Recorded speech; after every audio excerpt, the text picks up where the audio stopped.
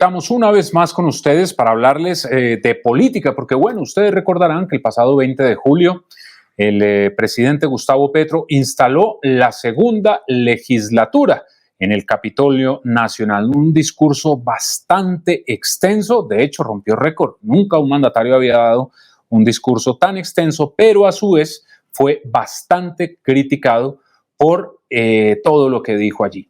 Y de inmediato vimos también que los integrantes de la oposición entregaron sus argumentos y respondieron al mandatario. Pues bien, a esta hora está con nosotros un senador de Cambio Radical, David Luna. Senador Luna, bienvenido a Semana. Diego, muchas gracias por esta invitación. Un honor, un orgullo poder acompañarte junto con tus televidentes y lectores. Pues senador, gracias por estar con nosotros. Y entonces empecemos hablando de ese 20 de julio, senador, porque ha sorprendido, no sé si el término sea decir que el mejor discurso fue el suyo, pero sí por lo menos se notó que era el más estructurado, el más puntual. ¿Usted ya lo llevaba elaborado o cómo ocurrió todo? Diego, por supuesto, cuando se actúa con coherencia y con firmeza, hay que hacer las cosas de manera correcta, prepararlas, cumplir y obviamente representar a los ciudadanos. Fue un discurso que tuvo ajustes durante la intervención del señor presidente Petro, porque yo no sabía qué iba a decir él, pero también era un discurso donde queríamos señalar algunas situaciones que son fundamentales de ser revisadas por parte del gobierno, o de lo contrario el país se va a congelar en el tiempo. No vamos a avanzar. Y en ese sentido siento yo que era clave decir, por ejemplo, que la seguridad está al garete, que los ciudadanos están con miedo, que las Fuerzas Armadas tienen amarradas sus manos y sus pies para poder proteger a la sociedad. Y bueno, muchas otras cosas relacionadas con las propuestas de gobierno. Pero entonces llevaba estructurado el discurso por los temas que ya nos ha contado y tal vez improvisó algunas cosas con referencia a lo que dijo el presidente ese día. Sí, en primer lugar, le agradecí al señor presidente haber permanecido dentro del recinto para oír a la oposición. En segundo lugar, recordé que Cambio Radical es un partido que hace oposición, pero no hace daño. Nosotros estamos apoyando los proyectos que son positivos para el país y oponiéndonos a los que consideramos pueden generar evidentemente traumatismos. Y en tercer lugar, señalé que cuando uno gana las elecciones gobierna, pero cuando las pierde controla, no se acomoda. Y nosotros perdimos las elecciones presidenciales y nuestra responsabilidad desde el día 1 era ejercer control para lograr que este país pueda seguir construyendo sobre lo construido. En segundo lugar, el tema de cambio climático, el tema de transición energética. Todos, yo creo que en Colombia creemos que es indispensable una transición energética, pero como el presidente mencionó el fenómeno del Niño y la gravedad del mismo, yo le recordé que lamentablemente su ministra de Minas nunca atendió los muy importantes mensajes de la oposición advirtiéndole de un posible racionamiento energético por el fenómeno del Niño, pero también por la falta de gerencia y de gobierno en sacar adelante los proyectos de generación y de transmisión eléctrica. Y justamente en ese sentido, eso fue calificado por los sectores del gobierno. Dijeron que usted había tenido un gesto altruista de reconocer que el presidente se haya quedado y que su discurso fue respetuoso, digamos, contundente, pero respetuoso. Diego, yo creo que para decir las cosas no hay que gritar, ni hay que insultar, ni mucho menos hay que denigrar. Para decir las cosas hay que tener coherencia, firmeza y lo más importante, evidencia. Todo lo que yo señalé está soportado en la evidencia y obviamente lo hice con el mayor respeto por la figura presidencial, por los partidos de gobierno, por los partidos de oposición y en general por la ciudadanía. Los ciudadanos están cansados de tanto insulto, de tanta polarización y acá lo que estábamos señalando era que hay unos problemas y esos problemas tienen unas posibles soluciones, las planteamos. Le pongo un ejemplo, la reforma a la salud. El presidente insiste que su reforma a la salud es la única que puede tramitarse. Nosotros le dijimos no, Hay una alternativa presentada por este partido que se identifica, por ejemplo, en meter en cintura a las EPS, en llevar la atención primaria a los municipios más apartados del país. Pero no estamos de acuerdo con el presidente Petro en estatizar la salud, en politizarla, en volver 30 años en el tiempo al corrupto e ineficiente Seguro Social. Sí, doctor Luna, mire, y entonces, a raíz de todas estas posturas que usted ha tenido, lo han empezado a perfilar, digámoslo así, como líder de la oposición. ¿Usted considera que se está convirtiendo en el líder de la oposición? Hombre, Diego, ese no es un calificativo que yo tenga la capacidad, ni mucho menos la posibilidad de establecer. Por respeto a los medios de comunicación, por respeto a la ciudadanía, no lo haría jamás. Ese es un calificativo que creo yo las personas se lo deben ganar con trabajo, con coherencia, con firmeza, y serán ustedes desde la prensa, ojalá una prensa libre y no atacada por el presidente permanentemente, y por la ciudadanía, quien determinen si esa es una figura que tengo la posibilidad y la responsabilidad de encarnar. Pero para nadie es un secreto, senador Luna, que por ejemplo el expresidente Álvaro Uribe se ha mantenido al margen de muchas discusiones políticas. Él lo ha manifestado abiertamente por su situación jurídica, ha preferido estar al margen de toda esta situación. Vemos un Germán Vargas Lleras que no tiene unas salidas constantes, pero sí contundentes también cuando lo hace, y son sus propios compañeros los que lo están identificando a usted de esa manera. Bueno, yo creo que eso es producto de la coherencia, Diego. Desde el día 1, la tarde que el presidente Petro fue elegido, recordará usted a través de un trino y una pequeña rueda de prensa, yo expresé que haría oposición, no daño, y desde ese día, siempre con profundo respeto, pero también con firmeza, he venido señalando cuáles son las equivocaciones del gobierno. Le dije al gobierno que nos oyera en la discusión de la reforma tributaria. Le presentamos 3 contrapropuestas, nunca nos oyeron, y por eso la canasta familiar se disparó, por eso la inflación está inatajable y por eso vivimos momentos muy críticos en cuanto a la inversión. Le dije al gobierno en su momento que tramitara, cumpliendo el reglamento, la ley de orden público. El gobierno no nos hizo caso y lamentablemente la Corte Constitucional está a puertas de tumbarla.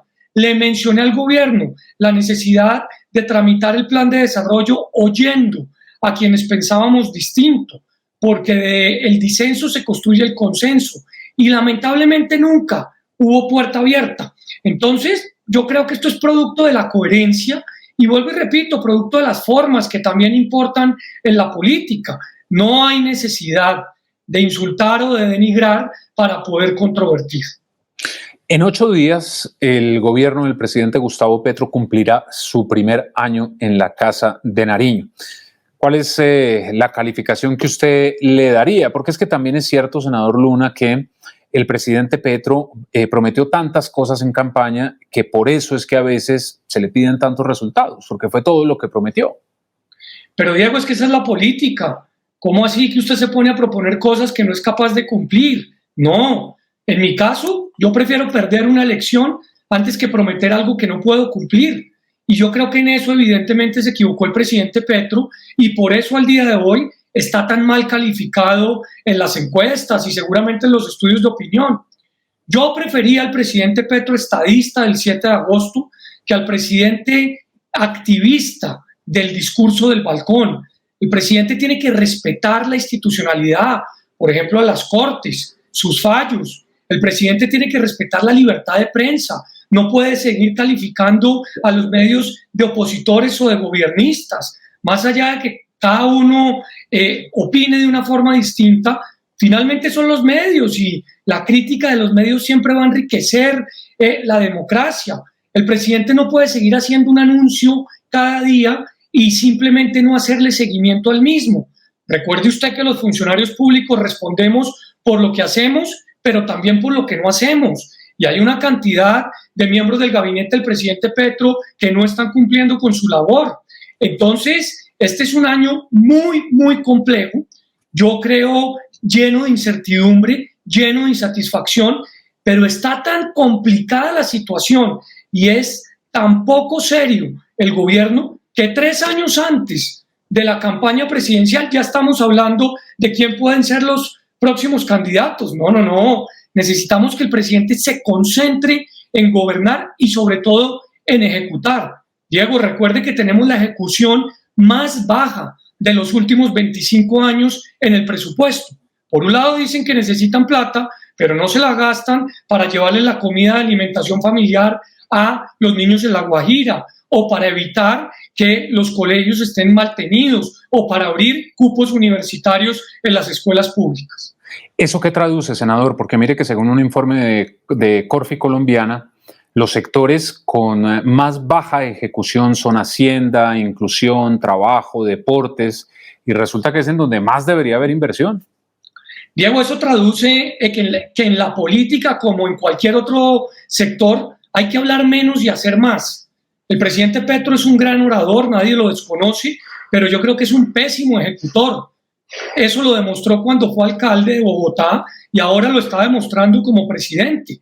Necesitamos que se concentre en la ejecución como gobernante, que discrepe y que controvierta menos en el Twitter y que haga más consejos de ministros, que se siente más con sus equipos a tomar decisiones sobre en qué estado está en este momento la ejecución, que vuelvo y le repito, es la más baja de los últimos 25 años. Terminaría esta pregunta con esto. Para ser político o para ser gobernante no es suficiente con ser honesto. Ese es un presupuesto mínimo, básico, la honestidad en el servicio público. No, para ser gobernante se necesita gerenciar, ejecutar y obviamente resolver los problemas de los ciudadanos. ¿Pero es un problema solo del presidente Petro o del equipo que lo rodea? Porque esto también podría traducir que los ministros pues, son malos administradores. Pues yo creo que es un problema de ambos. Evidentemente, hay varios ministros muy juiciosos en sus ejecuciones, pero hay otros que dejan mucho que desear. Pero fundamentalmente es un problema del capitán del barco, de quien sabe cuál es el puerto seguro al cual se va a llegar. Él es el que debe estar llamando permanentemente a través de muchos mecanismos que hay, a averiguar, a preguntar, a exigir en qué estado están los resultados y de qué forma se avanza sobre ellos. ¿Hay algo, senador Luna, que usted le reconozca al presidente Petro, algo que haya hecho bien? Sí, yo le reconozco varias cosas y se las voy a enumerar. La primera, vuelvo y le insisto, su capital demócrata al haber oído a la oposición en el discurso del 20 de julio. En segundo lugar, le reconozco su interés para tratar de avanzar en los diálogos, por ejemplo, con el ELN. Creería que en ese punto en particular debe desamarrarle las manos a la fuerza pública para presionar a ese grupo al margen de la ley y obligarlo a sentarse a la mesa y negociar. En tercer lugar, creo que el presidente Petro hace un gran esfuerzo en poner en la agenda nacional la transición energética. Sin embargo, lamentablemente falla en su ejecución. En cuarto lugar, siento que el presidente Petro ha hecho un esfuerzo importante para lograr descentralizar, para lograr demostrar que Colombia no puede seguir siendo bogotanizada, pero no es suficiente solamente con ir a las regiones y dar discursos, hay que hacerle seguimiento.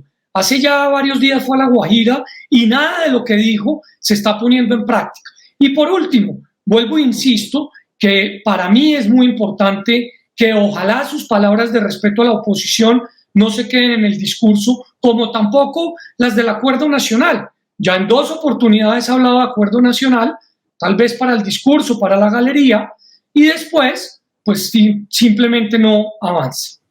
¿Cuál es la lectura que usted le da a ese acuerdo nacional, senador Luna? Porque es que hay muchas interpretaciones. De hecho, hay columnistas que se están preguntando si es el mismo acuerdo nacional del que habla la guerrilla del ELN. Pues no, yo creo que el acuerdo nacional debe ser con todas y cada una de las instituciones que hoy están en la legalidad, no en la ilegalidad. El acuerdo nacional debe ser con quienes estamos construyendo democracia, no con quienes están poniendo bombas y matando gente.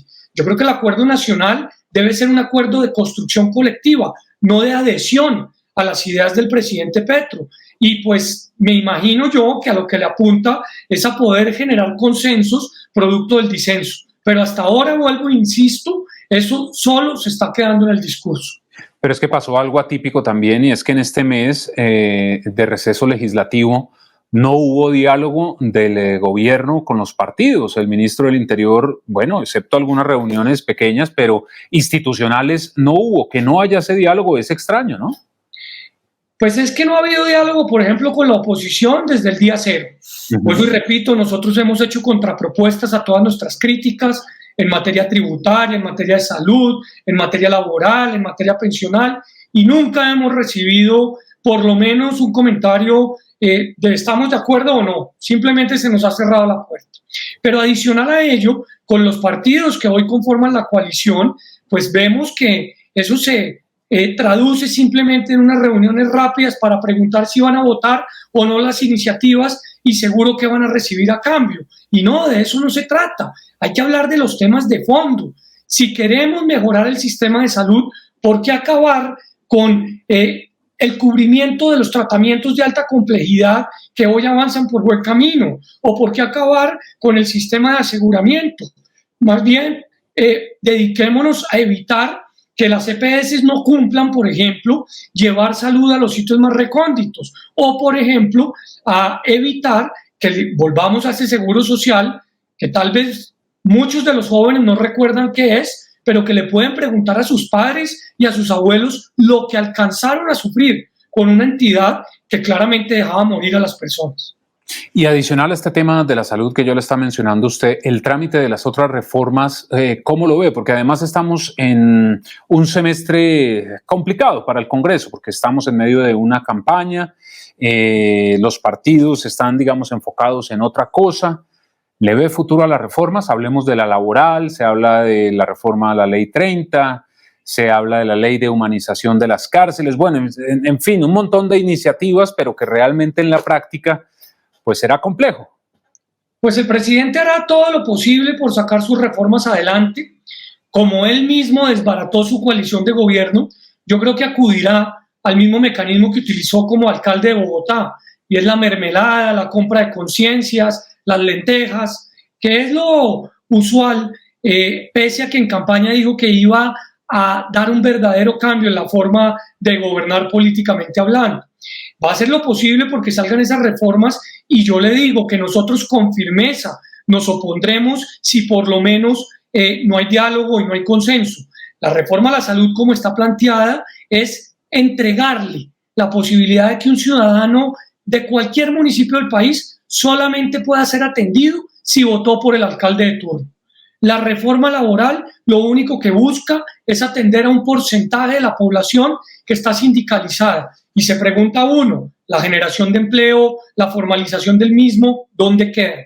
Y obviamente la reforma pensional pone en grave riesgo el ahorro de los colombianos, necesitando sí crear un pilar solidario que, por ejemplo, con él estamos de acuerdo. Pero nada de eso producto del diálogo, sino simplemente producto de la imposición. Senador, ya sus intenciones o lo que usted quiere y lo que habla del diálogo y del consenso está claro, pero con sinceridad, ¿usted cree que el presidente Petro va a cambiar su manera de gobernar? No, y lamentablemente pienso que el presidente Petro lo que le gusta es gobernar confrontando. Al presidente Petro lo que le gusta gobernar es permanentemente polarizando. Pero tengo que recibir sus mensajes con buena fe. Por segunda vez ha hablado de un acuerdo nacional, y yo como demócrata, como ciudadano y como defensor de las libertades que consagró la Constitución del 91, que el mismo presidente dice también defender, pues estoy dispuesto a dialogar con él o con quien corresponda, porque acá no se trata simplemente de opinar para ganar likes, acá se trata de opinar y de fijar posición para construir país. Yo estoy listo y dispuesto para conversar, pero lamentablemente no veo el interés del presidente. Ese escenario extremo, por supuesto, y antidemocrático de Alfredo Sadae, que le recomienda a toda hora al presidente Petro, cierre el Congreso y haga todo por decreto. Hombre, yo creo que la división de poderes y el respeto por las instituciones es fundamental. Yo no creo que el presidente Petro piense siquiera en brincarse la Constitución del 91. Sí, en algún discurso de balcón algo parecido sugirió, pero después reculó. Yo esperaría que el presidente sea recordado en la historia política de este país como un presidente que respetó la democracia y que obviamente permitió un debate, no que se acerque a semejantes locuras de cerrar instituciones simplemente porque no están de acuerdo con su pensamiento. Y finalmente, senador Luna, ¿cómo cree que va a terminar el gobierno del presidente Gustavo Petro? Pues ya los 4 años de gobierno. Pues como le digo, Diego, hasta ahora vamos a llegar al primer año. Faltan 3 años. Yo esperaría que el presidente Petro entre en razón, que el presidente actúe más serenamente, que entienda que hay que oír a quienes piensan distinto, que no siga pensando que los empresarios en Colombia son esclavistas, por el contrario, son quienes generan empleo y la mejor política social es la generación de empleo. También que piense que los trabajadores merecen mejores oportunidades y que para lograrlo hay que generar entornos de inversión. Así que yo espero que termine mejor de lo que está en este momento, porque en este momento evidentemente no va por buen camino. Tengo que hacerle una más y muy rápida. Normalmente, en el primer año de gobierno hay algunos cambios en el gabinete. El presidente Petro ya ha hecho algunos, se está hablando de que vendrían otros. Yo sé que usted respeta el fuero presidencial, pero ¿en qué carteras cree que debería haber cambios? Hombre, Diego, lo primero que quiero decirle es que tantos cambios le hacen mucho daño al gobierno. El proceso de aprendizaje, la curva de aprendizaje de un ministro, por lo menos, lleva un mes. Yo se lo digo por experiencia propia. Y en carteras ya ha habido cambios de manera intempestiva, lo cual genera una desconexión del gobierno muy grande. Así que yo le pido al presidente Petro que más que cambios piense en hablar con sus ministros permanentemente, 1. 2, en exigirle a sus ministros que hablen con el sector productivo, con los empleados, con los sindicatos y que no se encierren en esas burbujas, que salgan a recorrer el país. Y 3, que entendamos que un gabinete evidentemente tiene que tener un componente técnico muy importante para poder tomar decisiones acertadas. Yo esperaría que en estos momentos, salvo en el tema de defensa, donde veo gravísimos problemas de inseguridad, de una desmoralización enorme de la fuerza pública, de la amenaza de cientos de municipios en este proceso electoral, no debe haber cambios. Pues senador David Luna, gracias por haber estado con nosotros aquí en Semana en estos minutos, explicarnos sus posturas frente al gobierno y ampliar ese discurso que usted tuvo solamente 7 minutos, ¿no? Sí, señor, 7 minutos, cumplimos de acuerdo a la regla, pese a que el presidente habló un poco más de 1 hora 30, nosotros... 1 hora 44 minutos. Bueno, mire entonces usted, 1 hora 44 y la oposición solamente entre 20 y 25 minutos, pero bueno, el tema no es de tiempo, el tema es de cumplimiento. Y aprovecho una cuñita, al presidente le pido con mucha humildad y respeto, cumpla la agenda, porque la puntualidad es un mensaje de respeto hacia los demás. Eso de estar llegando tarde a todas partes o de cancelar sobre la marcha, eso le da una mala imagen no a usted como presidente, sino al país.